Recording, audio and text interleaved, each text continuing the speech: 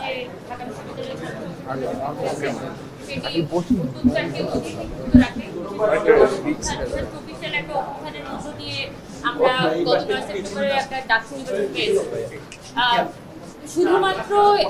For the time being যে এই নির্বাচন নিয়ে ডিসকাশন হচ্ছে বা এই নির্বাচন নিয়ে আমরা কথা বলছি সেটাই সামনের দিনেও দেখা যাবে বাংলাদেশের হিস্ট্রিতে যখন হচ্ছে বিচার বিশ্লেষণ করা হবে তখন কিন্তু এই 9 সেপ্টেম্বরের যে ডাকসু ইলেকশন সেটাকে নিয়ে নানা ধরনের বিচার বিশ্লেষণ কিন্তু করা হবে। তো এই জায়গা থেকে আমরা যারা প্রার্থী এবং আমরা সবাই কিন্তু অভ্যুত্থানের সময় চেষ্টা করেছিলাম ছাত্রদের সাথে থেকে পাশে থেকে অভ্যুত্থানের সামনে থেকে নেতৃত্ব দিয়ে এই যে একটা স্বৈরাচারী ব্যবস্থা সেটার বিরুদ্ধে আমরা যাতে সকলে একত্রে রুখে দাঁড়াতে পারি। এবং ব্যবস্থাটা তো আসলে তৈরি হয়েছিল এই এক ধরনের একটা অগণতান্ত্রিক প্রক্রিয়া আর বছর পর বছর শেখ হাসিনা যে এখানে নির্বাচন বন্ধ করে রেখেছিল বা এক ধরনের একটা ডামি ইলেকশন তৈরি করেছিল তার কারণ। তো আমরাও চাই যে সম্পূর্ণ যত নির্বাচন প্রক্রিয়াগুলো থাকবে অভ্যুত্থান পরবর্তী সময়ে সেগুলো সবকিছুই যাতে স্বচ্ছ থাকুক এবং একটা সুষ্ঠু এবং নিরপেক্ষ নির্বাচনই যাতে আমরা দেখতে পাই। এবং আমাদের বিশ্ববিদ্যালয় প্রশাসন গত 9 সেপ্টেম্বরে যে ডাকসু ইলেকশনটি করেছে সেটার মধ্যে দিয়ে সবার মধ্যে থেকে কিন্তু একটা ভালো প্রতিক্রিয়া তৈরি হয়েছে। কিন্তু আমরা দেখেছি যে আমাদের প্রায় 450-500 মতো প্রার্থী ছিলেন বিভিন্ন হলে হলে যে প্রার্থীরা ছিলেন তাদের পক্ষ থেকে কিন্তু অনেকগুলো কনসার্ন বিশ্ববিদ্যালয় প্রশাসনকে জানানো হয়েছে। আমরা আমাদের এখানে বিভিন্ন প্যানেল থেকে আমরা এখানে দাঁড়িয়ে আছি, আমাদের সবার পক্ষ থেকেই কিন্তু আলাদা আলাদাভাবে কনসার্ন জানানো হয়েছে, একদম লিখিত অ্যাপ্লিকেশন জানানো হয়েছিল যে ঢাকা বিশ্ববিদ্যালয়ের কিছু স্পেসিফিক সমস্যা। প্রথমত হচ্ছে ব্যালট পেপার যে হচ্ছে গাউসুল আজম মার্কেটে পাওয়া গেছে এইটার কোনো উত্তর আসলে আমাদেরকে ঢাকা বিশ্ববিদ্যালয় প্রশাসন এখনো পর্যন্ত দিতে পারেনি। আর পাশাপাশি আমাদের প্রত্যেকটা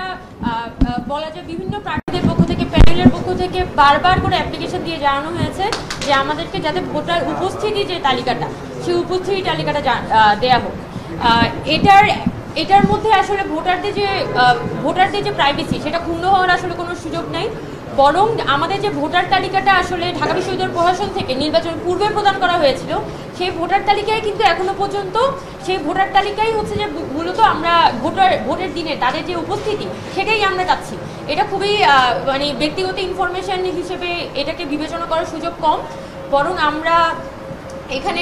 বিভিন্ন প্রার্থীদের পক্ষ থেকে যেহেতু বলা হয়েছে এবং আমাদের পক্ষ থেকে আমরা যেটা বারবার করে এখানে বলছি যে আমাদের যে ফিল্ড অ্যানালাইসিস সেই ফিল্ড অ্যানালাইসিসে অনেকগুলো হলের ব্যাপারে আমাদের মধ্যে কনসার্ন তৈরি হয়েছে যে হলগুলো যেমন জহুর হক হল, তারপর মুজিব হল, এই হলগুলো নিয়ে স্পেসিফিক কনসার্ন এসেছে যে ঢাকা বিশ্ববিদ্যালয়ের এই দুটি হলে ওই দিন পার্টিকুলারলি ভোটের দিনে এত পরিমাণ ভোটার টার্নআউট হয়নি। কিন্তু সেই জায়গা থেকে যখন বিশ্ববিদ্যালয় প্রশাসন বলছে যে প্রায় 87%-88% কাস্টিং হচ্ছে তখন আমরা বলেছি যে আমাদের জায়গা থেকে নর্মালি বলেছি ঠিক আছে আপনারা আপনাদের উপস্থিতি তালিকাটা দেন, তাহলে এখানে সবার জন্য বিষয়টা ক্লিয়ার হয়ে গেল। তো এই সুস্থ স্বাভাবিক প্রক্রিয়াটা আমরা যে দেখতে পাচ্ছি যে আমাদের ঢাকা বিশ্ববিদ্যালয় প্রশাসনের আজকে ভিসি স্যার ছিলেন, ভিতর প্রক্টর স্যার ছিলেন, এই দুইজনের উপস্থিতিতে আমরা কথা বলেছি সবাই এবং আমরা আমাদের কনসার্নগুলো তাদের কাছে নর্মালি উপস্থাপন করেছি এবং তারা যেটা আমাদেরকে অনবরত বলার চেষ্টা করছেন যে এই জিনিসটার সুযোগ নেই, মানে ওনাদের পক্ষ থেকে এক ধরনের একটা না সুযোগ কথা আসলে আমরা শুনছি। তো আজকে নির্বাচনের কিন্তু প্রায় 15 দিনের মধ্যে উপর চলে গেছে, এখনো পর্যন্ত কিন্তু আমরা দেখতে পাচ্ছি না যে বিশ্ববিদ্যালয় প্রশাসন একটু আন্তরিকতার সাথে এই যে সমস্যাগুলো বা এই যে কোশ্চেনগুলো অ্যারাইজ হয়েছে বা বিভিন্ন আবেদনগুলো পড়েছে সেগুলো অ্যাড্রেস করে একটা প্রপার অ্যান্সার দিতে পেরেছে, বরং তাদের মধ্যে নানান ছলচাতুরি করা বা তাদের মধ্যে নানান ধরনের একটা চেষ্টা আছে এই প্রশ্নগুলোকে এড়িয়ে যাওয়ার। সো সেই সব কনসার্ন নিয়ে আমরা আসলে আজকে ভিসি স্যারের সাথে দেখা করেছিলাম, ভিসি স্যারের সাথে কথা বলেছি এবং আমরা যেটা বলেছি যে অতি দ্রুত সেটা সব থেকে ভালো হয় আগামীকালকের মধ্যে